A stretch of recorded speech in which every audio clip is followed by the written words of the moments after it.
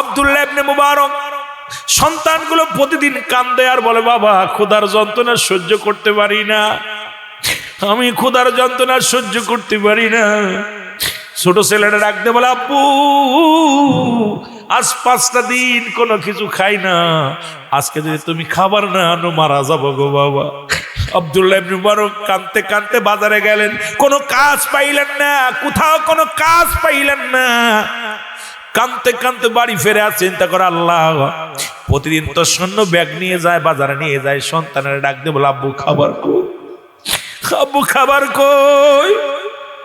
আজকে যখন সন্তানের জিগাইব আব্বু খাবার কই, ছোট ছেলেটা আসার সময় বলছে, বাবা যদি খাবার না দাও তাহলে মারা যাব, ক্ষুধার যন্ত্রণা সহ্য করতে পারি না। আল্লাহ এখন কি করব? আব্দুল্লাহ ইবনে মুবারক কাঁদতে কাঁদতে রওনা দিছে। দেখে পথের মধ্যে দেখে একটা গরু মরে গেছে, এই মরা গরুর গোশত শিয়াল কুকুরে ভাগ করে খায়। আব্দুল্লাহ ইবনে মুবারক কি করলেন? আমার বাবারা আমার ভালো করে লেখো, জেনে নাও জেনে নাও ও যুবক, গভীর মনোযোগ। উনি ওই কুকুর শিয়াল তারা দিয়া একটু গোশত কেটে নিয়ে আসলেন। এটা সন্তানদের বিবিরে কয়ে, বিবিরে রান্না করে দাও। মরা গরুর গোশত রান্না করে খাইলেন। আমার বাবারা আমার শুনে নাও, এইবার গোশত রান্না করে খাইলেন।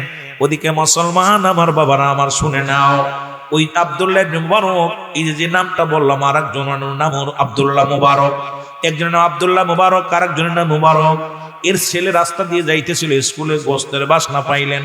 বাসনা পাইয়া চলে গেলেন, যা বলে, ভাইরে আপনাদের বাড়ি কি গোশত আনছে? কয় হ। রান্না করছে? কয় হ। একটু খাবার দেন? কয় না। কেন দিবেন না? কয় কেন দেব না, কারণ গোশত দিবেন না। কানতে কানতে উনি বাড়ি চলে গেলেন। বাড়ি যে মুবারক প্রতি বছর মদিনা হজ করতে যায়, প্রতি বছর রাসূলুল্লাহ রওজা জিয়ারত করতে যায়। ছেলে ডাক দে বলে, আব্বু আব্বু গো, আমার গোশত পরানে চায়, আমার গোশত দাও। ডাক দে বলে, বাবা গোশত খাবি? কি হয়েছে? বলে, আব্বা জান আমি মক্তব থেকে আসতেছিলাম, পাশের বাড়ি দেখি গোশত পাকাইতেছে। ও মুসলমান শুনে নাও, পাশের বাড়ি গোশত পাকাইতেছে, গিরান বাইর হয়েছে। এখন আমি তো গিরান সহ্য করতে পারি না, গেছিলাম ওদের বাড়িতে, গোশত চাইলাম, ওরা দেয় নাই। সঙ্গে সঙ্গে কয়, বাবা দাঁড়াও আমি দেখে আসি। উনি চলে গেলেন, যা ডাক, আসসালামু আলাইকুম ইয়াল বাইন, ও ভাই তোমাদের বাড়ি কি কোনো গোশত আনা হয়েছে? কয় হ্যাঁ। গোশত পাকানো হয়েছে? বলে হ্যাঁ। গোশত কি তোমরা আমার ছেলে চাইছিল? বলে হ্যাঁ। ছেলে গোশত চাইছিল? বলে হ্যাঁ। দেন নাই কেন? কয় দিই নাই।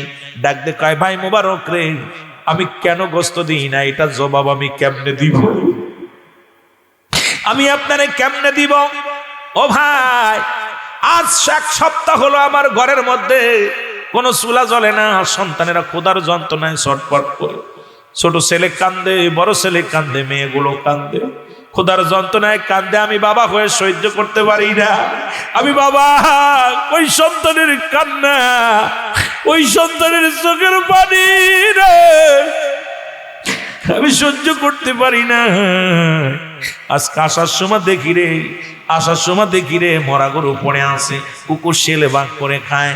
আমি একটু গোশত কাটিয়ে আনি, আমার সন্তানদের রান্না করে দিছি।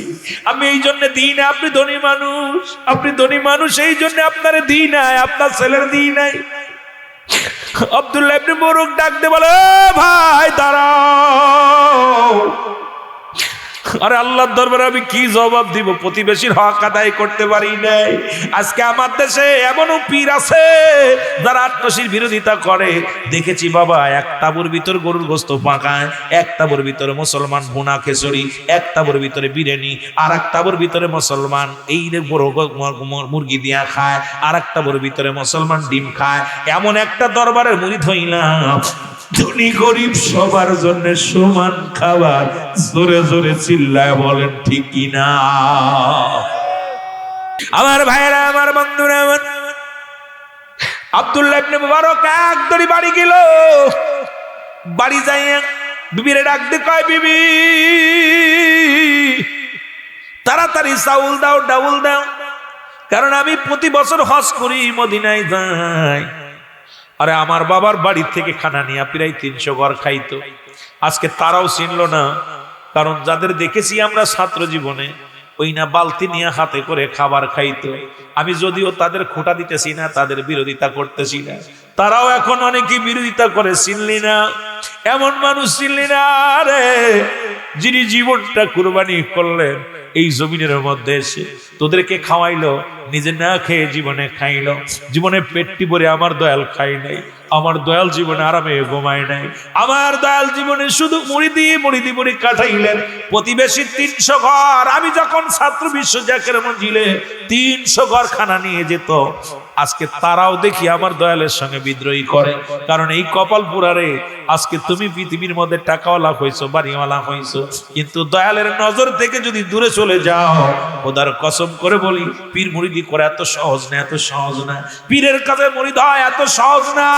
এ মুসলমান নিজেদের সারেন্ডার না করতে পারো, আমি তো দূর করতে না পারো, তোমার পীরগিরি থাকবে, মুরিদগিরি থাকবে না। এই জন্য বাবা আমি আপনাদেরকে কি বুঝাইবো, দয়াল কি করলেন। আমার বাজানেরা, আব্দুল্লাহ ইবনে মুবারক উনি কি করলেন, বাড়ি যায় ডাউল চাউল নিয়ে শুনে আসলেন।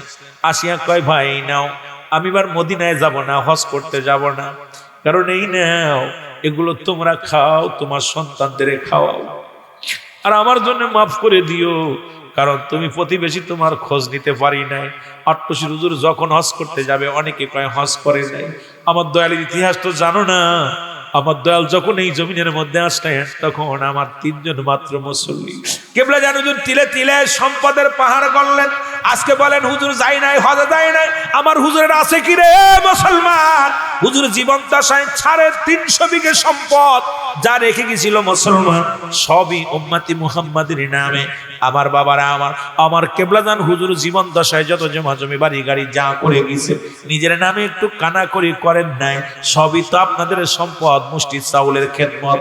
আপনাদের তো মুসলমান, এই জন্য আপনারা যে খেদমত নিয়ে যান, এই খেদমত তিলে তিলে বানাইয়া আবার পীর তার নিজের নামে করেন নাই, সবই করেছে মুসলমান জাকেরানদের নামে। জোরে জোরে চিল্লায় বলেন ঠিক কিনা। আমার বাবারা, আমার অনেকেই ভুল বোঝেন আমার পীরকে। আমার হুজুর বলতেন বাবা আমারও তো মন চায় খাইতে, আমারও তো মন চায় আরামে থাকতে, কিন্তু পারি না। অন্যান্য পীরেরা তার মুরিদের বাড়ি দাওয়াত নেয়, ভালো মন্দ খায়। বাবা আর আমি মুরিদের ওই দুঃখে সুখের নালিশ শুনতে শুনতে আমার দেহখানা কঙ্কাল করে ফেলেছি। কারণ বাবা না, আমার ওই যে কথাগুলো বলি মনে রাখবেন, কই থেকে কই চলে যায়, কথাটা না বললে নয়। মুসলমান 80 শতকের কথা, তখন কেবলাজান হুজুর আট্টশি দরবারে প্রথম আসলেন। তখন হুজুর বললেন আমাদের বাড়িতে তোমার দাদু পীর গেলেন। এই যে মুসলমান গেলেন, যা পর আমার আব্বা জানের কাছে আমাকে চাইলেন, যা পর আমিও চিন্তা করলাম আমার মা বেঁচে নাই, আমি একটু হুজুরের কাছে গেলে ভালো মন্দ খাইতে পারবো। আমারে বললেন বাবা আপনি কি যাবেন আমার সাথে? আমি বললাম হুজুর যাব।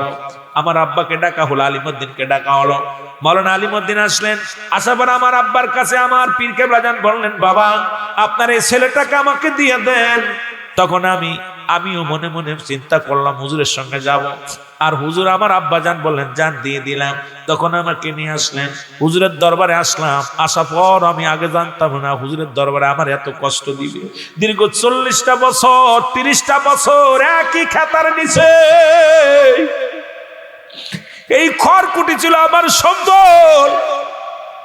খড়ের বিছনা বানাইয়া শীতের দিনে আমি ঘুমাইতাম। সারাদিন আমাকে দিয়া কষ্ট করাইতো। আর ওই নাড়ার ভিতরে আমি ঘুমাইতাম। সবাইরে ভালো মন্দ খাইতো, আমাকে 1 চামচ খানা দিত, যা খেয়ে আমার পেট ভরতো না। 80 শতকের কথাগুলো শুনে নেন বাবা। আজকে মুরব্বী বাবারা যারা আছেন ভালো করে শোনেন। হুজুর বললেন বাবা, তখন আমারে কি করলাম, আমি চিন্তা করলাম খানার আশায় আসলাম পীরের দরবারে। আমি যে বাড়িতেও যাই একটু খাইতাম, কিন্তু হুজুর দেয় 1 ওয়াক্ত খানা। সারাদিন কষ্ট করি, সন্ধ্যার সময় বিকেল বেলা একটু খাবার দেয়, যা খেয়ে পেট ভরে না। মনে মনে চিন্তা করি মারা যাব, কিন্তু আবার তো হুজুর বিদাও দেয় না। আর আমার তোমার দাদু পীর যখন আমার সামনে আসতো, খোদার কসম আমার খোদা নিবারণ হয়ে যেত। এক নজর দেখলে আমার প্রাণটা জুড়ে যেত। নাম্বার 1 আমার বাবারা আমার শুনে না, নাম্বার 1 গুণ হলো সতীত্বর আমানতদারি। আমার দেশে এখন এই ফরিদপুরের জমিনে এগুলো পাওয়া বড় দুরস্কার, জানপুরের জমিনে পাবো বলে আমার বিশ্বাস হয় না। যদিও বাবা 5টা গুণের নারী, ভালো করে লেখে নেন। আজকে মামাতো ভাই, খালাতো ভাই, ফুফাতো ভাই সর্বনাশ করে দেয়, সতীত্বর সর্বনাশ। 1 নাম্বার হলো সতীত্বর আমানতদারী নারী। এই পৃথিবীর মধ্যে একমাত্র স্বামী স্ত্রী ব্যতীত আর কোথাও যায় না সতীত্বর আমানতদারী নারী। 2 নাম্বার হলো আমলদারী নারী। ও যুবক, ভালো করে লেখে নে, শরীয়তের মৌলবীরা, তরিকাতের আলেমরা শোনো। 2 নাম্বার হলো আমলদারী নারী। 3 নাম্বার হলো মুসলমান পর্দাশীলতা নারী। আজকে নামাজ যেমন ফরজ, পর্দাও তেমনি ফরজ। আজকে মুসলমান পর্দা নাই, পর্দা নাই। পর্দা বাংলাদেশ থেকে উঠে গেছে, আর খালি 8 রশিদুর নাম দিয়ে দোহাই দিতেছি, কিন্তু একটা বাড়ির মধ্যে পর্দা নাই। মুসলমান শুনে নাও, বলতেছিলাম 2 নাম্বার হলো আমলদারী নারী, আমলদারী, আমল নাই। 3 নাম্বার গেল। 4 নাম্বার হলো রূপবতী, গুণবতী মেয়ে। এই পৃথিবীর মধ্যে গুণবতী মেয়ে যদি বিয়ে করেন, জীবনেও কোনোদিন আপনাকে কষ্ট দিবে না। জীবনেও সারা জীবন যদি স্বামীর সোহাগ না পায়, জীবনে কোনোদিন কারোর কাছে মুখ খুলবে না। কারণ বাবা মার মুখের দিকে তাকাইয়া, ইসলামের দিকে তাকাইয়া সারা জীবন মাটি করে দিবে। জীবনেও কোনোদিন স্বামীর দুর্নাম দিবে না। আজকে পরক্রিয়ার পিছনে একটা দায়ী হলো আমাদের গুণবতী নারী পাই না। কারণ আমরা এখন সুন্দরীর চামড়া দেখে, সুন্দর চামড়া দেখে ভুলে যায়। এ যুবক, এই সুন্দরী চামড়া দেখার কারণে আজকে জাতি শেষ, আজকে জাতি শেষ। আমার কেবলাজান হুজুরের বাণী আমার বারবার মনে পড়ে যায়। হুজুর বলতো, বর্ষ তোমার বাবারে খাইছে, তোমারে খাবে, তোমার দাদারে খাইছে, বাবা ওই দাঁত মানিক থেকে সাবধান। আমার পীর কিন্তু এমনি বলে না, বাবা হুঁশিয়ার, হুঁশিয়ার। কারণ আদম আলাইহিস সালামকে জান্নাত থেকে বিতাড়িত করার পিছে ওই নারী জাতি। আজকে নারীদের ছলনায় যারা পড়বে তারাই শেষ হয়ে যাবে। আর যুবকরা তো নাই, ওয়াজ শুনবো কারে বাবা, বড় কষ্ট লাগে। এলাকার যুবকগুলো হয়তো মারা গেছে, ওদের ওয়াজ করবো কি? মন চায় যুবক বক্তা আনছেন, কিছু কথা বলবো, কিন্তু বলবো কারে? মরা ফুলাফানরে কি বলবো? ও যুবক শুনে নাও, 4 নাম্বার 5 নাম্বার হলো এ মুসলমান 4 নাম্বার গুণ। এই 4টা গুণ অবশ্যই দেখবেন। বিয়ে করার আগে 1 নাম্বার গুণ হলো সতীত্বর আমানতদারী, 2 নাম্বার হলো আমলদারী নারী, 3 নাম্বার হলো মুসলমান শুনে নাও পর্দাশীলতা নারী, 4 নাম্বার হলো গুণবতী রূপবতী নারী, 5 নাম্বার হলো ওই নারী যে নারীর বাবা মা আদর্শবান বাবা মা। কারণ আজকে প্রতিজ্ঞা করব, যারা মদ খায় তাদের মেয়ে বিয়ে করব না, যারা গাঁজা খায় তাদের মেয়ে বিয়ে করব না, যারা মুসলমান দুনিয়ার মধ্যে সুদ ঘুষের সঙ্গে জড়িত এদের মেয়ে বিয়ে করব না। যুবক প্রতিজ্ঞা করবি, প্রয়োজন হলে রিক্সা চালকের মেয়ে বিয়ে কর, ভ্যান চালকের মেয়ে বিয়ে কর, কোন গাঁজাখোর মদখোরের মেয়ে বিয়ে করবি না, কোন মুসলমান সুদখোরের মেয়ে বিয়ে করবি না। মুসলমান বিড়িখোর, গাঁজাখোর, মদখোর এদের থেকে যদি ফিরতে হয়, যদিও আমি দরবার শরীফে আলেম, আমার অনেক জাকের ভাই কষ্ট পাবে যখন বিড়ি খাওয়ার কথা বলবো। শুনে নাও, শুনে নাও, কারণ পীরের খাসলাত যদি তোমার ভিতরে না থাকে, তোমার মতো মুরিদের সঙ্গে আমার সম্পর্ক থাকতে পারে না। জোরে বলেন ঠিক কিনা? কষ্ট পাও, কিছু আসে যায় না, কারণ আমার পীরের ছিল রাসূলুল্লাহর আদর্শ আদর্শিত, নবীর গুণাগুণান্বিত ছিল আমার পীর কেবলাজান। আর তোমাদের চরিত্রের কারণে আমার পীরের সুনাম হয়, দুর্নাম হয়, এটা আমি মানতে পারবো না। খোদার কসম, আমার পীরও আপনাকে মেনে নিবে না। কারণ পীরের খাসলাত যদি আপনার ভিতরে না থাকে, ওই পীর আপনাকে চিনবে না, ওই পীরও আপনাকে চিনবে না, মুরিদ বলে স্বীকার করবে না। এই জন্য আজ থেকে এই 5টা গুণের নারী বিয়ে করবেন, যারা বিয়ে করেন নাই।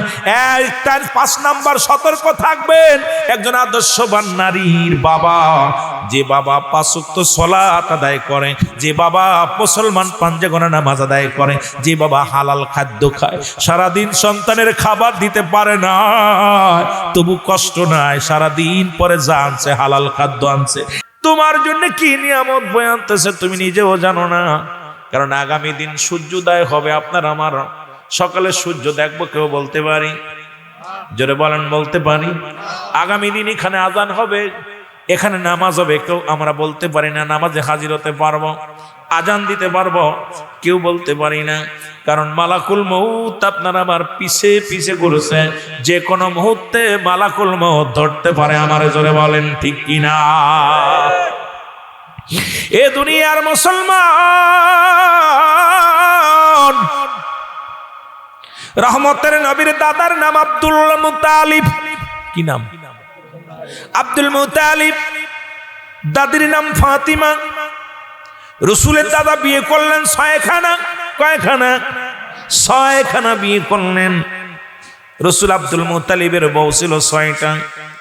রসুলের আপন দাদির নাম হলো ফাতিমা। রসুলের নানার নাম আব্দুল ওহাব জোহরি। রসুলের আম্মার নাম হলো আমেনা। নবীজির মার নাম হলো মুসলমান আমেনা। নবীজির নানির নাম হলো মুসলমান বাররা।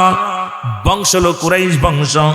নবীজির মুসলমান এই দুনিয়ার মধ্যে আমার নবীর চাচার সংখ্যা ছিল 9 জন, নবীর বাবারে দিয়া 10 জন।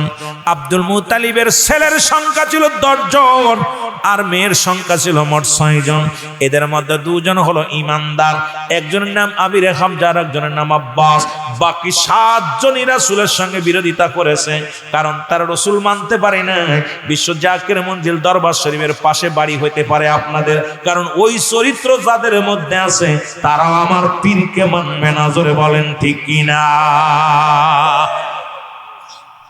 কারণ রসুলের চাচা হয়েও রসুল অবমাননা করেছে। রসুলের ফুপুর সংখ্যা মোট 6 জন। এদের মধ্যে ইমানদার হলো 2 জন, একজনের নাম হযরত সুফিয়া আর একজনের নাম হযরত তুমুল। বাকি 4 জনই দুশমনের রাসূল ছিল। তাদের চিন্তা আব্দুল্লাহর বেটা মুহাম্মদ কেমনে নবী হয়। আব্দুল্লাহর বেটা মুহাম্মদ রে তো আমরা লালন পালন করলাম। আপনার আট্টশির মানুষ, জানপুরের মানুষ চিন্তা করেন এই আট্টশির হুজুর কেমনে বিশ্বলি হয়। আট্টশির হুজুর খাদা বাবা ফরিদপুরে, কিন্তু বিশ্বের মানুষ যারা চিনলো। আরে আপনি চিনলে কি, না চিনলে কি রে বাবা। মক্কার মানুষ মদিনার মানুষের মরে, মদিনার মানুষ চিনলো আমার নবী। মদিনার দুলাবালি গুলো নবীরে চিনলো, নবীর জন্য পাগল। নবীর প্রেমে মদিনার মানুষের বালকেরা তাকায় তাকায় থাকতো, কারণ রহমতের নবীর পায়ের ধুলার জন্য তারা পাগল ছিল। মক্কার মানুষেরা চিনতে পারে না। এই যে ওরস শরীফ শুরু হবে, বাংলাদেশ থেকে বিশ্বের অন্য রাষ্ট্র থেকে আমার দয়ালের কদমে ধুলা নেওয়ার জন্য আসবে। কত মানুষ জানপুরের জমিন দেয়া যাইব, কিন্তু এমনও পোড়া কপাল আছে তারা আট্টশির নাম শুনলেন না শিখটায়। জোরে বলেন ঠিক কিনা? বাবারা আমার খুব লক্ষ্য করে শোনেন, বৃষ্টি হয় না, অনাবৃষ্টি। অনাবৃষ্টিতে মক্কা মদিনার মানুষগুলো পিপাসিত। এই মানুষগুলো পানিও পায় না। মক্কা মদিনার 40 জন বড় বড় নেতা কাবার মধ্যে যে কানলেন, কাবা শরীফের মধ্যে যে কাবার গেলাপ ধরে ধরে কানলেন, কিন্তু বৃষ্টি হয় না। অনাবৃষ্টি দেখা দিল। মুসলমান শুনে নাও আমার ভাইরা, আমার বন্ধুরা, আমার নবীর দাদা আব্দুল মুত্তালিব এবার বসে আছে। মক্কার মানুষের এসে ডাকতে বলে, আব্দুল মুত্তালিব তুমি কুরাইশদের নেতা, তোমার কাছে একটা মাত্র দাবি, তুমি তোমার রবের কাছে বৃষ্টি চাও, তুমি তোমার আল্লাহর কাছে বৃষ্টি চাও। আব্দুল মুত্তালিব কাবার মধ্যে যা কান্দার, কাবার মালিক রে বৃষ্টি দাও, বৃষ্টি দাও। খবর আসলো আব্দুল মুত্তালিব জমজম কূপের পানিও শুকায় গেছে, জমজম কূপের পানিও নাই। ও আব্দুল মুত্তালিব, তুমি যদি জমজম কূপের পানি যে শুকায় গেছে, এখন যদি পানি না পায় বাচ্চা শিশুরা মারা যাবে পানি না খাইয়া। এই আব্দুল মুত্তালিব তো সঙ্গে সঙ্গে একটা মানত করলেন। মানতটা হলো, রব্বে কারীম,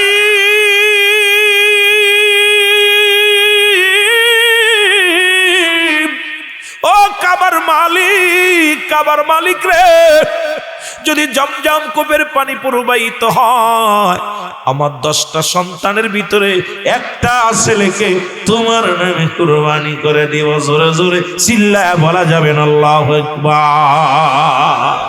এখন এইটা নিয়ে অনেক মানুষের ভিতরে দ্বন্দ্ব মুসলমান। আর প্রথম গন্ডগোল করেছিল আপনাদের মহল্লার কিছু শরীয়তের আলেমরা। আমি যাব আস্তে আস্তে আলোচনার মধ্যে যাব, গভীর মনোযোগ। এবার সঙ্গে সঙ্গে জমজম কূপের পানি প্রবাহিত হতে লাগলো। আব্দুল মুত্তালিব দোয়া করার সঙ্গে সঙ্গে রব্বে কারীম কবুল করে নিলেন। ওসিলা হলো আমার নবী রাহমাতুল লিল আলামিন, রহমতে আলম তুমি, নূরে মুজাসসাম, সাহাবীরা তোর বানাইনা। মারহাবা বলেন। এত গজল গাইতে গেলে ওয়াজ করে শেষ করতে পারবো না। ও যুবক শোনো গো, এদিকে একটা বছর পূর্ণ হয়ে গেল, আব্দুল মুত্তালিবের আর মানতের কথা মনে নাই, মানত দিবে এটা মনে নাই।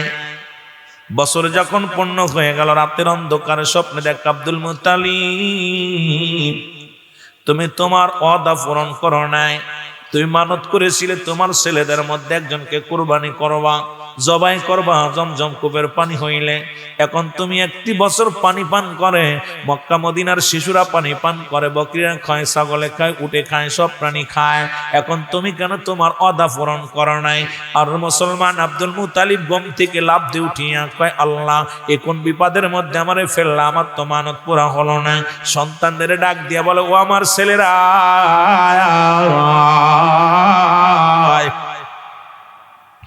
সন্তানদের ডাক দিয়ে বলে, আমার ছেলেরা রে, এরে আমি আল্লাহর দরবারে মানত করেছি, তোমাদের মধ্যে সন্তানদের মধ্যে একজনকে আমি কুরবানি করব। বড় ছেলেকে ডাক দিলেন, বড় ছেলে কাব্বা, আমি জবাই হতে রাজি নয়। ছোট ছেলে মুসলমান মেজে ছেলে ডাক দেয়, মেজে ছেলে আমি হব না। ও মুসলমান আমিরে হামজাকে ডাক দে, বলে আমিরে হামজায় তোরে জবাই করি, বলে বাবা না। আব্বাস রে ডাক দে, আব্বাস রে আয় তোরে জবাই করে, আব্বাস কয় না। এইরকম 9 জন যখন শেষ হলো, এর রহমতের নবীর বাবা আব্দুল মুত্তালিব, বাবারা গভীর মনোযোগ, নবীর এশকের ওয়াজ একটু শুনে যায়, তরিকাতের আলোচনা বুঝ এসে যাবে আমার বন্ধুগণ। এবার নবীর বাবারে ডাক দে, বলে আব্দুল্লাহ রে, আব্দুল্লাহ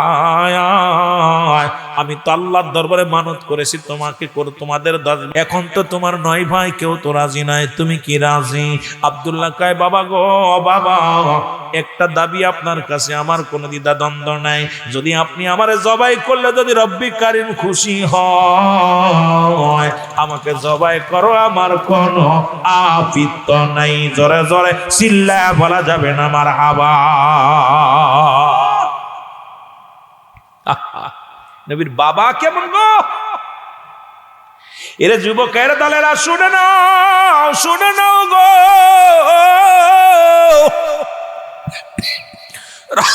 রহমতের নবী রাহমাতুল আলামিনের বাবা কেমন গো।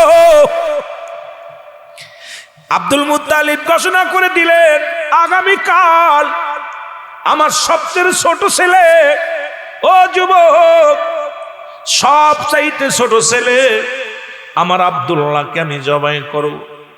পরে যেমন আমার খাজা বাবা, বাবার নাম হলো, আমার বাবা জানের নাম হলো খাজা আসমতুল্লাহ ফরিদপুরি, বাবার পীরের নাম হলো খাজা, মুসলমান শুনে নাও, ইউনুস আলী মুজাহিদ, মুসলমান শোনো, খাজা হুজুরের বাবার নাম হলো মুসলমান আলিমউদ্দিন, আমার বাবারা শুনে নাও। এই দুনিয়ার মধ্যে আমার পীর কেবলা জানের জীবনী নিয়ে আমি একটু আলোচনা করবে, আলোচনার পরে আমার পীর এই দুনিয়ার মধ্যে কেমন মাপের পীর, কেমন মাপের ওলি ছিল, এটা আপনাদের বোঝানোর জন্য একটু জানায়া দিয়ে যাবো জানপুরের মানুষদেরকে। আগে একটু শরিয়াতের ওয়াজ করে আসি, তারপরে দেখবো তরিকাতের আলোচনা। রব্বি কারীম যেন আমার জবান দিয়ে কথা বলার তৌফিক দান করে। জোরে জোরে চিল্লায়া বলা যাবে না মারহাবা। এরে মুসলমান যখন শুনতে পাইল রে আব্দুল্লাহকে জবাই করা হবে রে, মুসলমান শোনো গো, ও আমার বাবারা শুনে নাও। মরিয়াম কি করলো? নাফেলের কন্যা মরিয়াম 200 নারী, 200 মহিলা নিয়ে প্রত্যেক রাতে তরবারি, প্রত্যেক রাতে খোলা তরবারি নিয়ে আব্দুল মুত্তালিবের বাড়ির দিকে রওনা হয়ে গেল। ডাক দেখে, আব্দুল মুত্তালিব রে, তুমি শোনো, আমরা নারীরা বেঁচে থাকতে আব্দুল মুত্তালিব আব্দুল্লাহর গলায় চুরি লাগাইতে পারবা না। আমরা মেয়েরা কথা দিলাম রে, যদি আব্দুল্লাহর গায়ের একটা পশমের ক্ষতি হয়, আব্দুল্লাহ যদি গায়ের একটা পশমের ক্ষতি হয়, আমরা যুদ্ধ ঘোষণা করলাম, তোমাকেও শিরচ্ছেদ করে দিব। এর মুসলমান 200 মেয়ে, মা মরিয়াম উনি তাদেরকে সঙ্গে করিয়ে নিয়ে আব্দুল্লাহর বাড়ির চারিদিকে ঘিরে ধরে রাখলেন। এদিকে মক্কা মদিনার ব্যবসায়ীরা ধরে চলে আসলেন। ডাক দে বলে, আব্দুল মুত্তালিব, আরে যার চেহারা দেখলে আমরা ব্যবসা উন্নতি হয় রে, যার চেহারা দেখলে আমাদের শান্তি লাগে, যার মুখের দিকে তাকাইলে আমাদের মনের দুঃখ দূর হয়ে যায়। তুমি ভুলে যেও না, তোমার 10-9 ছেলের মধ্যে যারে পারো খুশি তারে জবাই করো, আমরা বেঁচে থাকতে আব্দুল্লাহর গলায় ছুরি লাগাইতে দিব না। জোরে জোরে চিল্লায় বলা যাবে না মারহাবা। বন্ধুগণ আমার, নওফেলের কন্যা মরিয়ম ডাকতে বলে, আব্দুল মুত্তালিব রে, আমরা 200 নারী এসেছি, আব্দুল্লাহর যদি কোনো ক্ষতি হয় আমরা তোমাকে শিরচ্ছেদ করে দিব, দুনিয়া থেকে বিদায় করে দিব। বিপদ কি করবে? আব্দুল মুত্তালিব চিন্তা করে, পুলার তো রাজি করলাম, কিন্তু এলাকার মানুষগুলো তো কেউ কথা হনে না, পুলা আমার ফুলের আমি জবাই করবো, লোকজনে করতে দেয় না, বিপদ না। আমার বন্ধুগণ আমার, গভীর মনোযোগ। আব্দুল মুত্তালিব লোকজনদের ডাকলেন, কি করা যায় পরামর্শ দাও। আব্দুল মুত্তালিব ডাক দেখো, ভাইরা রে, আমার যে সন্তানগুলো আছে কেউ তো রাজি হলো না জবাই হতে, একমাত্র আমার ছোট ছেলে আব্দুল্লাহ রাজি হয়েছে, এখন তারে জবাই করব, কিন্তু এলাকাবাসী তারে দিতে দেয় না। নওফেল কন্যা মরিয়ম তো একবারে বিদ্রোহী ঘোষণা করেছে, এখন কি করা যায়? বলে একটা কাজ করো, একটা লটারি টানো, এই লটারি টানে, এই লটারির মধ্যে যার নাম উঠবে, উটের নাম লাগবা, ঘোড়ার নাম লাগবা, গাধার নাম লাগবা, প্রাণীর নাম লাগবা, আর একটা সন্তানের নাম 100 বার করে লাগবা। যার নাম উঠবে তাকেই তুমি কোরবানি করবা, জবাই করবা। লেখা হলো মুসলমান, লিখে একটা পাতিলের মধ্যে রাখা হলো নামগুলো লিখে। এবার আব্দুল মুত্তালিব ডাক দেখো, বাবার শোনো গো, আব্দুল্লাহর নাম একবার লেখা মাত্র, এ যুবক, উটের নাম, গাধার নাম, অন্যান্য প্রাণীর নামগুলো এই পাতিলের মধ্যে লিখে রাখা হলো, কিন্তু যতবার লটারি টান দেয় খালি আব্দুল্লাহ। জোরে বলা যাবে না মারহাবা। একবার, দুবার, তিনবার না, 4বার, 5বার, 6বার, 7বার, 99 বার লটারি টানা হলো, 99 বারই নাম উঠছে আব্দুল্লাহ। কয়বার? 99 বারই আব্দুল্লাহর নাম উঠছে। নওফেল কন্যা তরবারি নিয়ে ডাক দেখ, আব্দুল মুত্তালিব রে, শুধু 99 বার নয়, 99 বার, 1000 বার যদি নাম ওঠে রে, তবু আমাদের সামনে আব্দুল্লাহর গলায় ছুরি চালানো যাবে না। ও যুবক বন্ধুরা শোনো, কারণ এই জমিনের মধ্যে আমরা বেঁচে থাকতে, আমি নওফেল কন্যা মরিয়ম বেঁচে থাকতে, এই জমিনের মধ্যে আব্দুল্লাহর গায়ের একটা পশমের ক্ষতি হতে দিব না।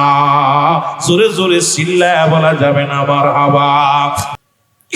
এইবার 99 বার নাম উঠেছে, আমার আল্লাহ তো ভালোবাসা রে। এইবার শেষবার বালক যখন লটারি টান দিলেন, উঠে গেলেন কিছু উটের নাম, মুসলমান উটগুলো কুরবানি করলেন। আব্দুল মুত্তালিব মুসলমান কুরবানি করলেন, মানত পুরা করলেন, মানতটা দিয়ে দিলেন। এবার আব্দুল্লাহ, মক্কা মদিনার নারীরা আব্দুল্লাহর জন্য পাগল, সব মেয়েরা বলে, আব্দুল্লাহ রে, আব্দুল্লাহ তোমার প্রেমে আমি পাগল। আব্দুল্লাহ কয়, মেয়েরা রে, তোদের কি লজ্জা শরম নাই? আমার জন্য এত পাগল কেন? ডাক দেখ, আব্দুল্লাহ রে, আমরা তোমার পাগল নয়, কারণ আমরা তাওরাত কিতাবের মধ্যে, ইনজিল কিতাবের মধ্যে আখির নবীর নূর সিয়ারা মুবারক দেখতে পেরেছি।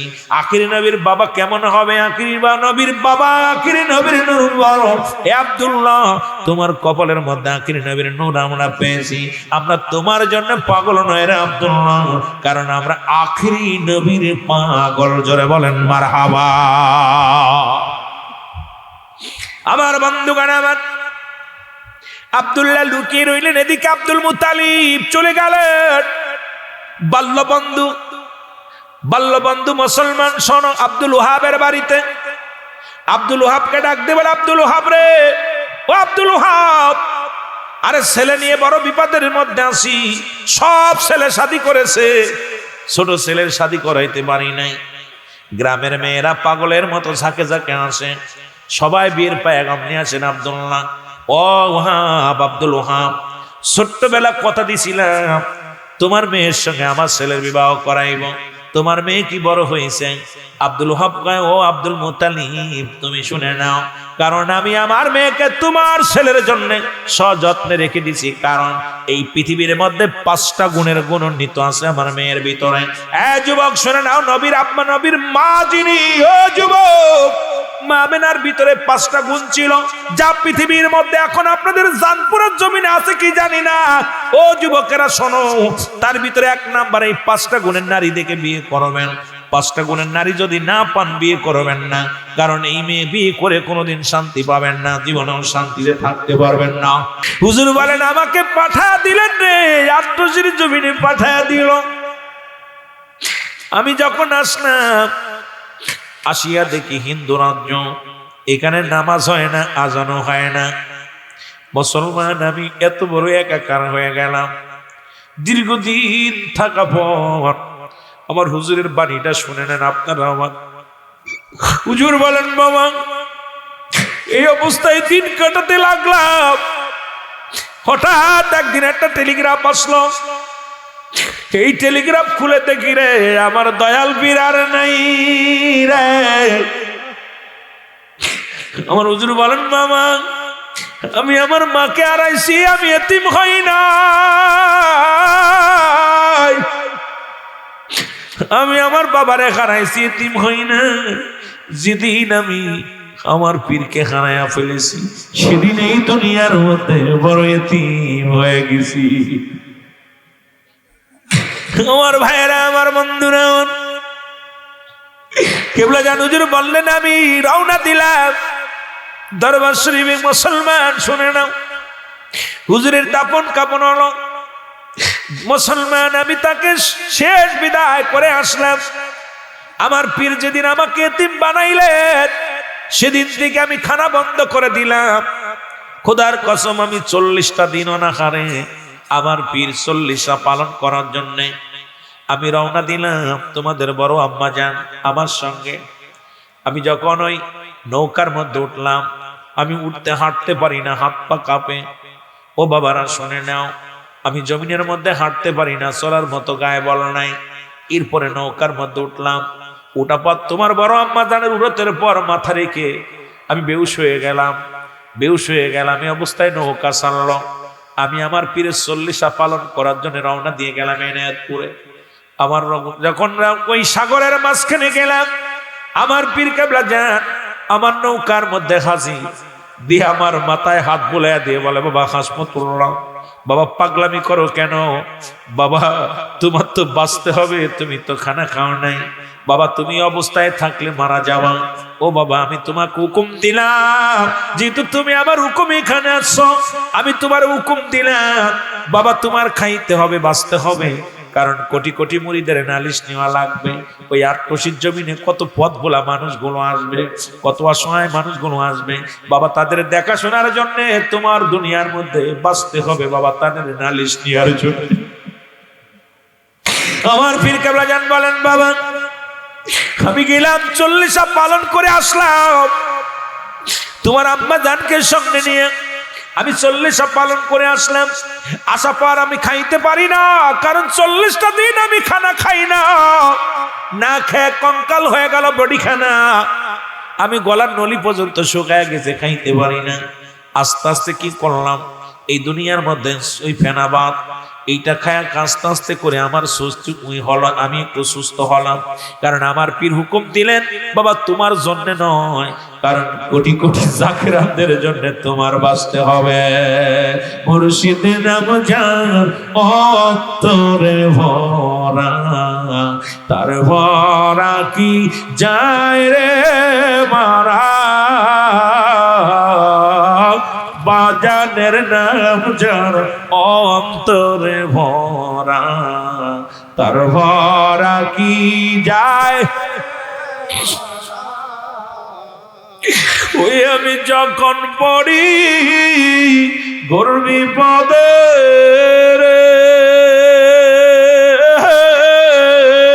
আমি যখন পড়ি ঘোর বিপদে রে, আমার দয়াল বাবা সামনে সামনে খানা মুর্শিদ নাম যার অন্তরে ভরা তার ভরা কি যায় রে মারা বাবার নাম যার অন্তরে ভরা তার ভরা কি পরেতে চৈতন্য মুর্শিদ নাম ছিল মহা মন্ত্র রে আমার পারেতে চৈতন্য মুর্শিদ নাম ছিল মহা মন্ত্র রে ও সে পার করে নাও আমার ভরা রে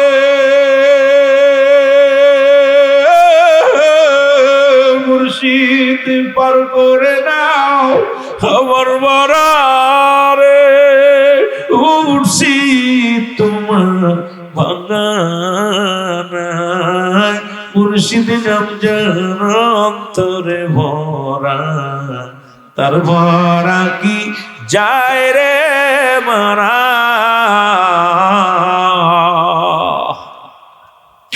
এ দুনিয়ার মুসলমান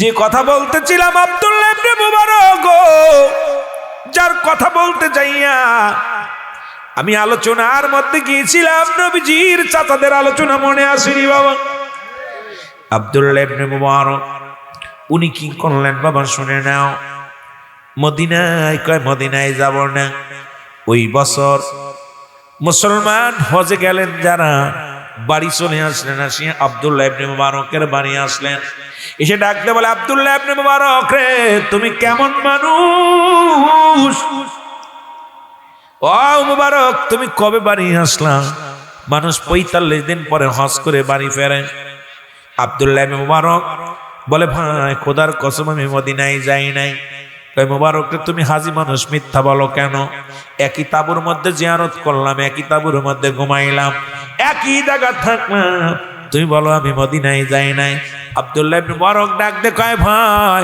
খোদার কসম করে বলি আমি বছর মক্কা মদিনায় হজ করতে যাই নাই ও যুবক বান্দরা শোনো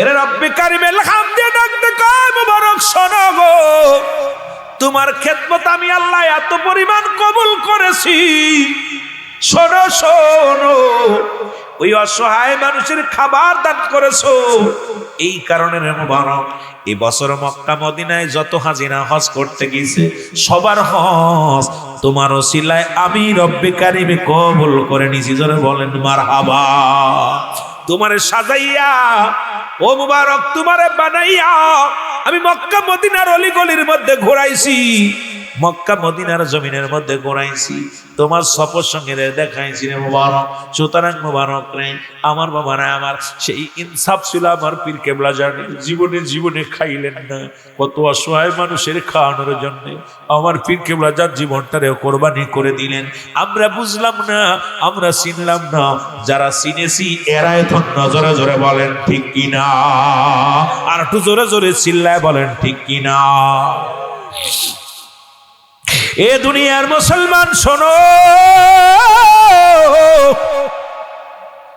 যে কথা বলতেছিলাম এর নবীর বাবা আব্দুল্লাহ মনে আসেনি বাবা আব্দুল্লাহ এর আব্দুল মুত্তালিব কয় আব্দুল ওহাব রে কয় আমার মেয়ের ভিতরে 5টা গুণের গণান্বিত মনে আসেনি বাবা জোরে বলেন জলমল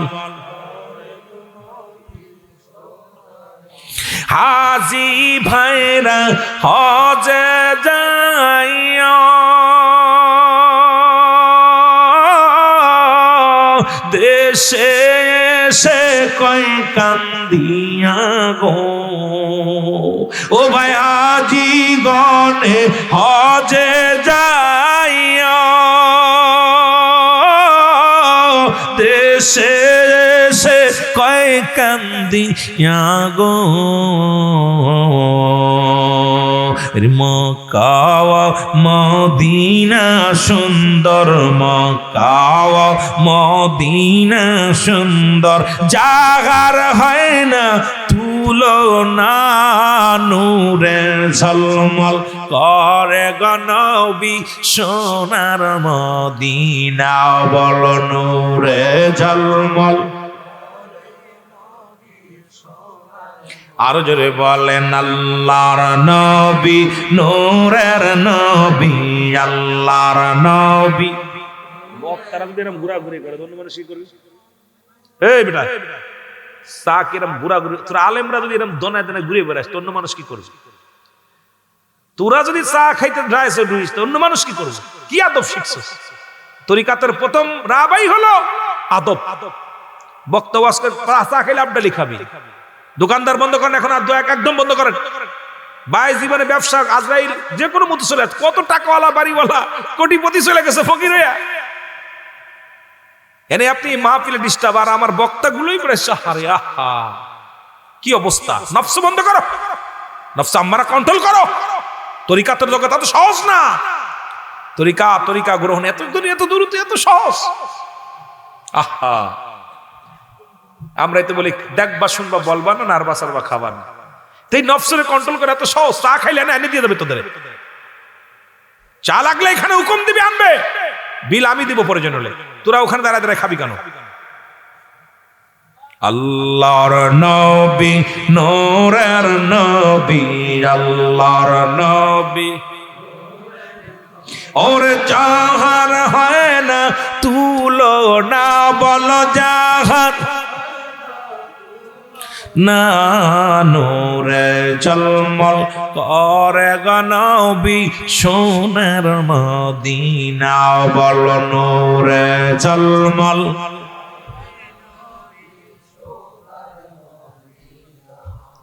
আহা হাজি বাইরা হজের সময়, রওজাই যাইয়া কয় কান্দিয়া গো, ওমার হাজি ভাইরা হজের সময়, আমার রওজাই যাইয়া কয় কান্দিয়া গো, মক্কা মদিনা সুন্দর, মক্কা মদিনা সুন্দর, জাগার হয় না তুলনা, নূরে ঝলমল করে গো নবী সোনার মদিনা, বল নূরে ঝলমল। আল্লাহর নবী নূরের নবী, আল্লাহর নবী ও গো জাগার হয় না তুলনা, বল জাগার না, নূরে ঝলমল করে গো নবী সোনার মদিনা, বল নূরে ঝলমল। এ দুনিয়ার মুসলমান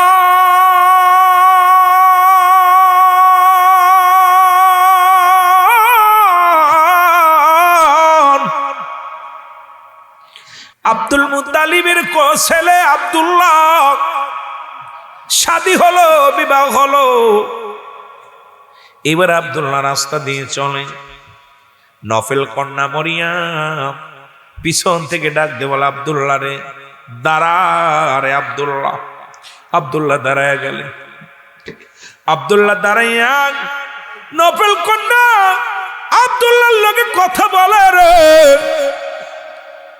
আব্দুল্লাহ কয় মরিয়াম রে তুমি তো আমার ডাক দিয়া ভালো মন্দ জিগাও, খাইতে দাও, সুন্দর আলাপ করো রে আব্দুল্লাহ। মরিয়াম রে তুমি সুন্দর আলাপ করো, আজকে কেন বসতেও দাও না, কিছু খাইতেও বলো না। নফেল কন্যা মরিয়াম ডাক দেখ আব্দুল্লাহ রে, সত্য করে বলো তুমি বিয়ে করছো নি? ও আব্দুল্লাহ তুমি বিয়ে করছো রে? আব্দুল্লাহ ডাক দেখ মরিয়াম শোনো গো, আমার আজ 2 দিন হয়ে গেল বিবাহ হয়ে গেছে রে। নফল কন্যা মরিয়াম ডাক দিকে আব্দুল্লাহ রে, এ কি সর্বনাশ করছো গো? ওদিন যে আমি তোমারে রক্ষা করার জন্য 200 নারী নিয়ে গেছিলাম। মরিয়াম ডাক দেখে, ও আব্দুল্লাহ শোনো, ওদিন আমি তোমার জন্য যাই না, কারণ আমার আব্বা তাওরাত কিতাবের পণ্ডিত, আমার আব্বা কিতাব পড়তো। আমি তোমার নবীজির আখির নবীর নূর কেমন হবে, আখির নবীর বাবা কেমন হবে, আখির নবীর বাপ কে হবে, এইগুলো শুনি আরে ও আব্দুল্লাহ আমি তোমার প্রেমে পড়ে গেছিলাম। আব্দুল্লাহ রে, এ আব্দুল্লাহ, মনে বড় আশা ছিল রে আমি তোমারে বিয়ে করব, আমি আখির নবীর মা হব রে। আব্দুল্লাহ আমার কপালে হইল না। আব্দুল্লাহ রে, আমি একমাত্র নফলের কন্যা মরিয়াম, বাবার সম্পত্তি সব তোমারে দিয়ে দিতে চাইছিলাম, যা কিছু আছে জীবন জৈবন সুপে দিতে চেয়েছিলাম তোমার কদমে রে আব্দুল্লাহ। আব্দুল্লাহ রে, তুমি আমারে ফাঁকি দিলা, আমি আখির নবীর মা হতে পারলাম না, আমি রহমতের নবীর মা হতে পারলাম না রে আব্দুল্লাহ। এই কষ্ট আমি বুকের ভিতরে ধারণ করলাম। আব্দুল্লাহ রে, আমি কথা দিলাম জীবনে আর কোনোদিন আমি বিয়ে করব না, যতদিন বেঁচে থাকি রে আব্দুল্লাহ আখির নবীর মা হয়ে বাঁচতে চাই, কারণ আমি আর জীবনে কোনোদিন শাদী করব না। মনে বড় স্বপ্ন ছিল, আশা ছিল রে আখির নবীর মা আমি হব রে দুনিয়ার মধ্যে। আব্দুল্লাহ রে, তুমি আমার ঠগাইলা, কারণ আমি আখির নবীর প্রেমের পাগল। জোরে জোরে চিল্লায় বলা যাবে না মারহাবা। নফল কন্যা মরিয়াম ডাক দিয়ে বলে, হে আব্দুল্লাহ, আমি প্রতিজ্ঞা করলাম জীবনে আর কোনোদিন শাদী করব না, কারণ তোমার ওই স্মৃতি ধরে বাঁচতে চাই। আমি আখির নবীর মা হতে পারি নাই, কিন্তু মা এই মনে যে আমি আখির নবীর মা এইটা হিসাব করে আমি থাকবো। জীবনে মরিয়াম বিয়ে করেন নাই, কারণ আমার নবীর মা হওয়ার জন্য আফসোস করেছিল। আজকে যারা বিনা মুসলমান শোনো, বিনা কষ্টে বিনা চাওয়ায় যারা আখির নবীর উম্মত হতে পারলাম, আমরা বড় ধন্য। বিনা চাওয়ায় বিনা কষ্টে আখিরি মুজাদ্দিদের মুরিদ সন্তান হতে পারলাম, আমরা বড় ধন্য। কারণ এই জামানার মহাকামেল আমার মুর্শিদ, আমার কেবলা আমার পীর মাসে, আমার দয়াল পীর যার তুলনা হয় না, যিনি এই জমিনের মধ্যে আসা পর মুসলমান শুনে নাও, এই এলাকার মানুষগুলো আমার হুজুর বললেন বাবা, তখন এই জমিনের মানুষগুলো প্রথম যখন মানত করা শুরু করলো, আত্মশীল হুজুর এই এলাকার মধ্যে শুধু হিন্দু রাজ্য ছিল। এ জানপুরের বাবারা শোনো, হুজুর বলেন তখন এই জমিনের মধ্যে হিন্দু রাজ্য, মানুষ ইসলামের প্রতি তাদের টান ছিল না, ইসলামকে ভালোবাসতো না, বুঝতো না। আমি যখন আসলাম, যারা মুসলমান ছিল, যারা হিন্দু ছিল, সবাই আগে যখন গাছে ফলটা ধরতো, এই ফলটা নিয়ে দরবারে হাজির হয়ে যেত। গাভীর দুধ হলে প্রথম দুধটা দরবারে দিত, ধান চাল হলে আগে দরবারে দিত, কারণ আলেমদেরকে সম্মান করত। আমরাও ছোটবেলা দেখেছি, আমি যখন এই মাদ্রাসায় লেখাপড়া করি, কত আম দুধ খেয়ে গেছি আপনাদের এলাকার মধ্যে। যখন নতুন আম উঠতো তখন দাওয়াত দিতেন, আমি 3-4 বাড়ি একসাথেও খেয়ে গেছি। বাবা দোয়া পড়ে গেছি, দোয়া করে মিলাদ পড়ে খেয়ে গেছি। এখন আর মৌলবীদের আর আম দুধ কেউ খাওয়ায় না, কারণ বেদাত করতে করতে মৌলবীদের কপাল থেকে সব উঠে যাচ্ছে। জোরে বলেন ঠিক কিনা? আগে বাচ্চাদের খাওয়ানোর আগে, মুরব্বীদের খাওয়ানোর আগে, আগে আলেমদের পাতে হাম দুধ না দিয়া ফল ধরলে আগে আলেমদের পাতে। মুরগির নতুন ডিম হইলে প্রথম মুরগির ডিমটা আগে ওই মসজিদে দিছে, নাই কোনো মাওলানা সাহেবের হাতে দিছে। ঠিক কিনা? ঠিক কিনা? এখন মৌলবীদের কপালে খালি পোল্ট্রি খাচ্ছে আর বুড়ি হচ্ছে। পোল্ট্রি কত খাবি তোরা? জায়েজ আর বেদাত করবি, তোদের কপালে পোল্ট্রি জ্বলবে। এখন অবস্থা খুব খারাপ। জোরে বলে ঠিক কিনা? আমার বাবারা আমার হুজুর পাকের কাছে আমার পীর কেবলা জানাকে সব নিয়ে যেতেন। এইটা দেখে শরীয়তের মৌলবীরা চিন্তা করলো, কিরে আমরা এলাকার ইমাম, ধরেন আপনাদের মিজান মৌলানা ইমাম, ও চিন্তা করছে আমার মুসল্লিরা কিচ্ছু দেয় না, খালি আটনশি নিয়ে যায়। কারণটা কি? হাকিকতটা কি? তোদের কে রে? তোরা যুবকরা বসিস নি কেন? ওরে আজরাইল যে সময় আসবে তোরা কি জুয়ান দেখবে রে? ধরি একদম সাইজ করে ফেলবে। আহারে কবরের ভয় চিন্তা নেই। এই যে দেখেন, এই যে ভূমিকম্প হলো 13 জন মারা গেছে ওই দিন। আমি ঢাকা শহরে আমরা ওই দিন আমার মিজা ওই ড্রাইভার গাড়ির ভিতরে একদম উল্টা পাল্টা করে ফেলেছে। আমার সামনে একটা বিশাল বিল্ডিং, কয়েকটা বিল্ডিং ঝুঁকে ঝুঁকে পড়ছে। আমার বাবারা ঢাকা শহর অবস্থা একটা ঝাঁকি দিছে আল্লাহ। আহা, কুল্লু মান আলাইহা ফান, সব শেষ করে দিবে কে? আল্লাহ করে দিবে। এখনো তোদের ভয় হয় না? তোদের মতো কত হিরো জিরো হয়ে গেছে, যে মোটরসাইকেল অ্যাক্সিডেন্ট করে মরে যাচ্ছে, বিদেশ থেকে মরা কফিনে প্রতিনিয়ত শাহজালাল আন্তর্জাতিক বিমানবন্দরে, ঢাকা বিমানবন্দরে, জিয়া আন্তর্জাতিক বিমানবন্দরে প্রতিদিন 2-4টে লাশ আসতেছে খালি মরা কফিনি হয়ে। ছেলে ইনকাম করতে গেছে, বাপের খাওয়াইবে, মরা লাশ হয়ে বাস্তা বইরে চলে আসতেছে।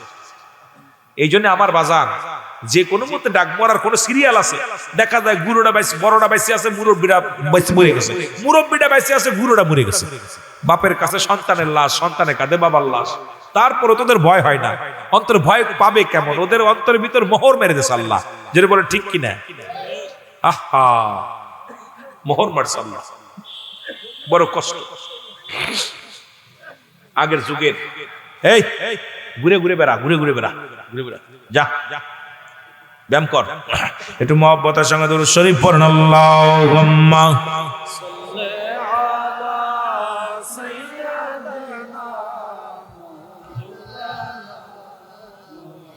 ওয়ালা আলি সাইয়্যিদিনা, আরো জোরে বলুন আল্লাহুম্মা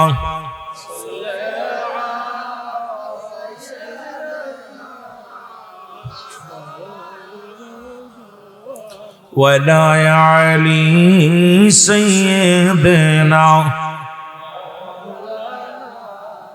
এলাকার আলেম গুলো চিন্তা করলে আত্মসীর হুজুরের সঙ্গে বায়াস করা লাগবে। হুজুর কোন ফতুয়ায় মুরগি খায়, কোন ফতুয়ায় দুধ খায়, কোন ফতুয়ায় গাছের ফল খায়, কলাগুলো গিরাস করে, দুধগুলো গিরাস করে, আমগুলো গিরাস করে। আসলে এলাকার মানুষের জানা ছিল না হুজুর কারোর মুখাপেক্ষী ছিলেন না।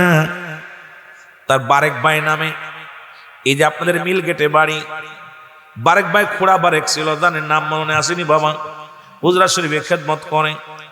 উনি মারা গেছেন। উনি একদিন বলল, ভাই শোনেন ওলামিন ভাই, হুজুর বড় অসুস্থ, মনে বড় শখ জাগলো, হুজুরের মনে হয় ভালো মন্দ রান্না করে খাওয়াইলে খাবে।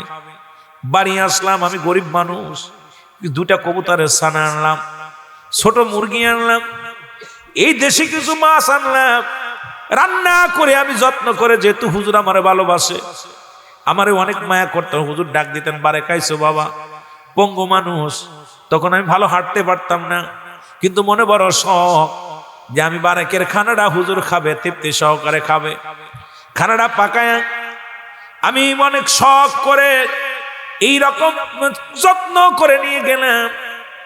আমার হুজুর, আমার ডাক হুজুরের কাছে গেলাম, এ মুসলমান শোনো, সারিন্দা সাহেবের বাবা মুসলমান ছেলে ফরাদ ভাই, উনি বললেন ফরাদ ভাই তখন যুবক, এ মুসলমান শোনো, উনার বাবাও আছে দরবারে, উনিও আছে দরবারে। আমি গেলাম খানা নিয়ে, খানাটা নিয়ে অনেক কষ্ট করে ওনাকে বুঝাইলাম, হুজুর খাবে, কয় হুজুর বাইরের খাবার খাবে না, নিয়ে যান। হুজুর তো খায় না। আমি বললাম আমি অনেক আশা করে হুজুর আমার আনতে কইছে, আমি আনছি, মিথ্যা বললাম। হুজুরের কাছে জিগাইলাম, হুজুর আমার বাড়ি দাওয়াত।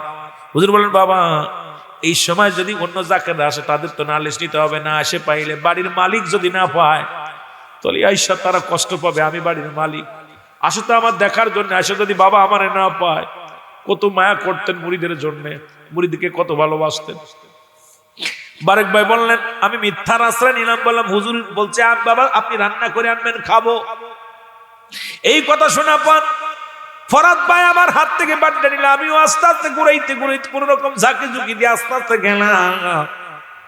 হুজুর আমার দিকে একটু রাগ নজরে তাকাইলেন, কয় বারেক রে বাবা, তুমি গরিব মানুষ, এত টাকা খরচ করতে গেলে কেন? আলু হুজুর আমি কিছু আনি না, আপনার তো অনেকদিন খান না, খানাও খান না। উনি বাটিটা খুললেন, খুলিয়া খোদার কসম করে বলি, আমার হুজুর শুধু স্বাদ ও আঙুল ভরো এই তরকারির মধ্যে দিলেন। এক পাশ থেকে দুইটা ভাতের দানা আর ওই বস্তুর মোকাফেক কিনা আমার পীর কেবলা যান ওই মাছের তরকারির মধ্যে একটু আঙ্গুল দিয়া চাটা দিয়ে বলেন বারেক রে যাও এগুলো মেহমানদের দিয়ে দাও ওদের দিয়ে দাও রাখা। আমি অনেক অনুনয় বিনয় করলাম। বারেক ভাই বললো ভাই আমি অনেক ওনার হুজুরের কদমে বললাম হুজুর আমি কষ্ট করে রান্না করে আনছি, আমার বিবি নামাজি, আমার মা নামাজি, আমার বোন নামাজি, আমার ভাইয়ের বউ নামাজি, এক ওয়াক্ত নামাজ ছাড়ে না, পাঁচজাগানা নামাজ আদায় করে, পর্দাশীলতা আমার বাড়ি ফ্যামিলি সব। হুজুর বলেন আমি কি বাবা কিছু বলছি আপনারে? বাবা আমার ওগুলো খাইতে মন চায় না, কারণ আল্লাহ রাব্বুল আলামিন আমারে অনেক খাওয়াইছে, আমার মন চায় না যান, যাদের পরনে চায় তাদের খাওয়ায়া দে। বারেক বলেন আমি বড় কষ্ট পাইলাম। এবার রাত যখন হয়ে গেল, গভীর মানুষ যখন ঘুমায় গেছে, আমি সোনের ঘরের পাশে দাঁড়া দাঁড়া কাঁদতেছি। অনেক সাধনা করে হুজুরের জন্য রান্না করে আনলাম। হুজুর এইবার মুসলমান শুনে না, হুজুর ডাক দিলেন বাবা বারেক আসো। পাশে গেলেন, হুজুর বলেন বাবা এই দুনিয়ায় আমারে খাওয়ানোর জন্য আল্লাহ পাঠাই নাই, খাওয়ার জন্য পাঠাই নাই। আমার যদি আল্লাহ খাওয়ানোর জন্য পাঠাইতো দেওয়ার মানুষের অভাব নাই। প্রতিটা সন্তান বাবারে খাওয়ানোর জন্য পাগল। আমি মুরিদানদের বাবা, আমার জন্য সবার ঘরে খাবার আছে, সবার কাছে আমার খাবার আছে বাবা, কিন্তু আমার এই খাওয়ার দায়িত্ব আল্লাহ দেন নাই। কারণ এই দুনিয়ার মধ্যে যদি খেয়ে যায় বাবা, আমার মুরিদানদের কে খাওয়াইবে, মুরিদানদের কে দেখবে? জোরে জোরে চিল্লায় বলা যাবে না আমার আওয়াজ। মুর্শিদ আমার এতিম বানাইছে, আর মুর্শিদ আমার এতিম বানাইছে, আমাকে বোঝাইয়া দিবে রে, আমাকে শিখাইয়া।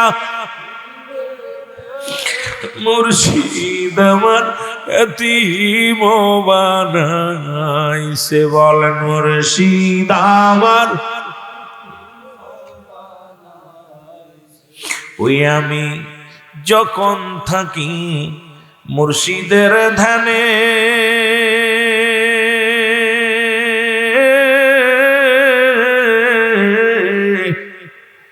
মুর্শিদ চান্দে দাও গো দেখা আমার দেলে, মুর্শিদ চান্দে দাও গো দেখা আমার দেলে।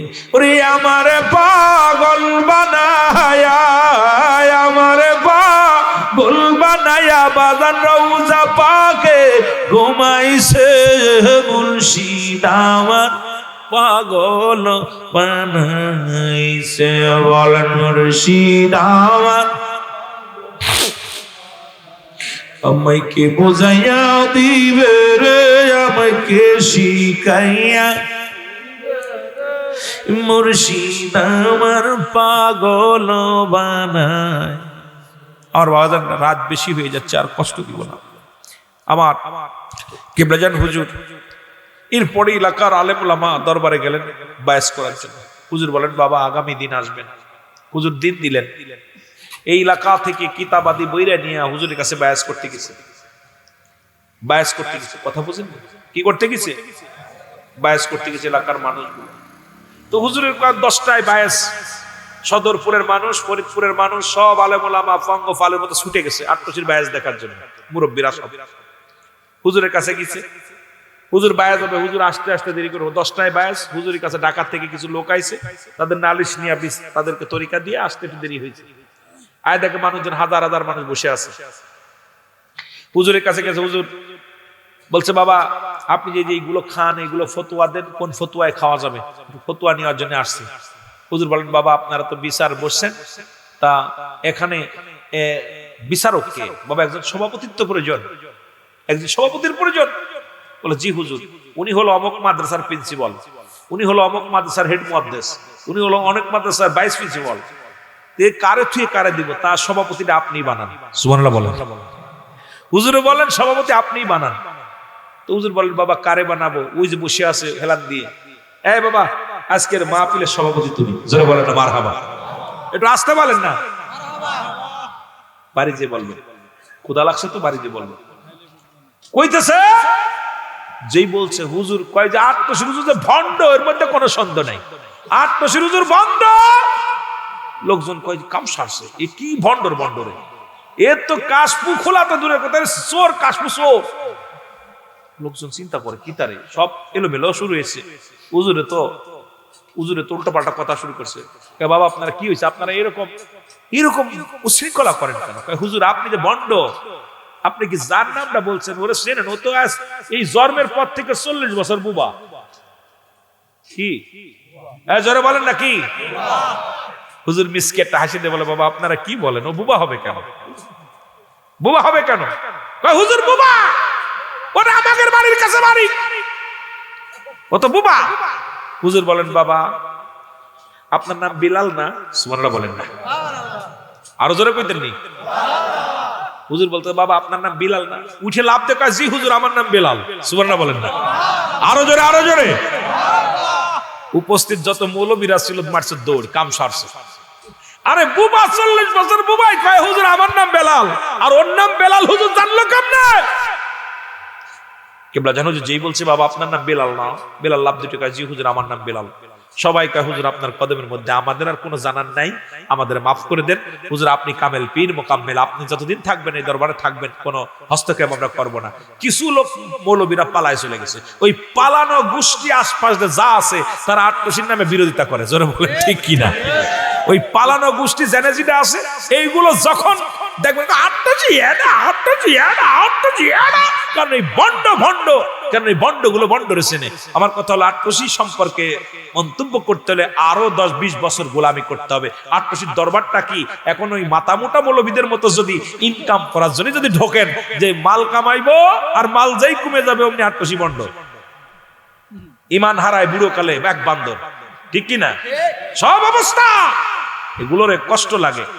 আপন পীর আর নসিহত পড়ছে যারা, আর নসিহতের মধ্যে লেখা আছে পীরে যদি হুকুম দেয় শরাব বেলে যায় নামাজের পরে, নামাজ পড়ো কিন্তু এখানে দ্বিধাদ্বন্দ্ব করো না, পীর মুরিদি থাকবে না।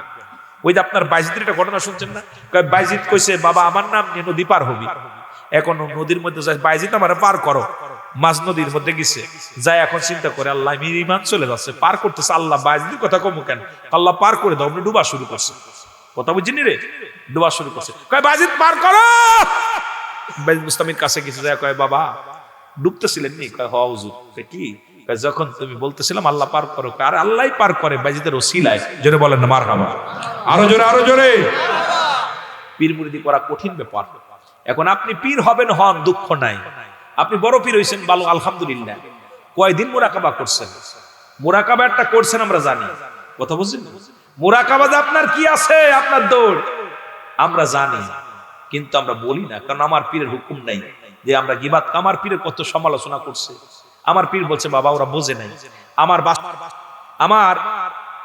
মামা বাড়ি হলো তৈব আলী পীর সাহেব, এখানে আসছে আমার মামার কুল পীর সাহেবের গোষ্ঠী। এরপরে আমার ফুপু একটা আমজাদ আলী পীর সাহেব, চরমনা পীর সাহেবের খলিফা। আমার বংশগত পীরের বংশগত। ভালো করে কথাটা শুনেন, আমি কিন্তু আত্মসিদ্ধার বাইশে আসি না, আমার জীবন চরিত্র যারা গিয়েছেন তারা জানে। এখনো আমার যে আলাউদ্দিন গেছিল তাও ভালো মতো খোঁজ নিতে পারে নাই আমি কোন জায়গার মানুষ আর কোন জায়গার কি। আমার এখানে আমাদের ওখানে চরমনার পীর সাহেব আসলো, আমার দাদা চরমনার পীর সাহেবের মুরিদ। আমার বাপসা ছাড়া 7 ভাই। আমার আব্বার কথা আটশি যদি ছেলে পড়ে তাহলে পড়াবো না, আলী পড়াবো না। আমার হুজুর আমার ওখানে মার্ডার কেসের আসামি হলো। আমার ইতিহাস যদি জানেন আপনারা, আমার জীবনী বললে শেষ হবে না। ঠাকুর মার্ডার হলো, জাওরজুরা মার্ডার, তা আমার আব্বার নামে 1 নম্বর আসামি আমার আব্বা। তা হুজুর আমার আব্বা কানতে সাল্লাহ, আমার ছেলে মেয়ে ছোট ছোট, এখন আমি তো কিছু জানি না। আমার আব্বা গরুর ব্যবসা করতে প্রথম জীবনে, এই টেপাকুলার হাট, ফরিদপুর টেপাকুলার হাটে আসছে। উনি 1 ট্রাক গরু কিনে নিয়ে আসছে। তা আসার পর উনি 1 নম্বর আসামি। বাড়ি দেয়া তা বলতেছে আমি যখন কচু ক্ষেত, পাশে একটা ক্ষেত, সেই ক্ষেতের মধ্যে ঘুমাইছি রাত। তা আমার আটশির হুজুরে আমার আয়া মাথায় হাত বোলাই দিতেছে, বাবা টেনশন করেন কেন, আপনি মিথ্যা মামলায় পড়ছেন, টেনশন করেন না বাবা, আসেন চলে আসেন। আসেন বললে পারে। তা বলছে এরকম সুন্দর একটা মানুষ, সুন্দর চেয়ার, আমি তো আটশি যাইনি জীবনে, এই দেখলাম উনি আমার মাথায় হাত বোলালো। এরপরে আমি ওই লোকটারে খুঁজতেছি, এই লোকটারে আমি দেখি নাই তো কোনোদিন, এই লোকটা কে? তখন আমার আব্বা বললো, আমার আব্বা এখনো জীবিত আছে, আবু তালেব নাম, দরবারে এসে খেদমত করে, কাছ থেকে শুনবেন। আমার আব্বা কান্দে, এখনো দরবারে আসলে রওজা পাকতে বেরোয় না, উনি কোথাও খালি রওজায় ঢুকে যায়, এই রওজাকে আমার আপন পীর, যেখানে আমার দুনিয়ার দরকার নেই, আমি যা পাইছি, আমি আগুন পাইছি, সাইব দরকার নেই আমার, আমার আগুন পূজা করি। সুবহানাল্লাহ বলেন।